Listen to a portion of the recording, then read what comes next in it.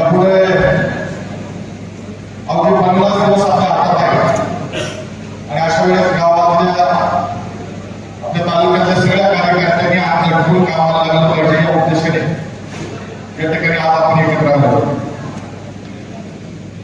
खऱ्या अर्थाने काल सुद्धा म्हणलो की कर्जत जामखेडमध्ये एकमेव राम शिंदे साहेबांचं घर आपले कार्यसम्राट आमदार आदरणीय रोहितदादा पवार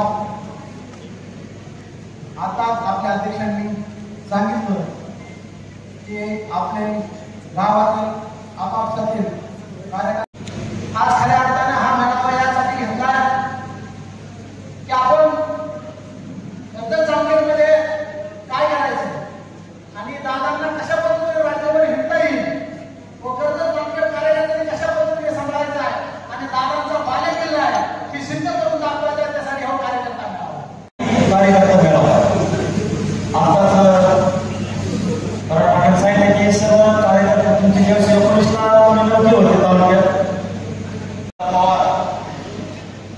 मी काय भाषण करणार नाही पण सगळे कामाची बाबतीत कामाची कार्यकर्ते आता म्हणतो की आता इलेक्शन आलेलं आहे आणि या इलेक्शनची पूर्वतयारी म्हणून हे आपले आजचा मेळावा आहे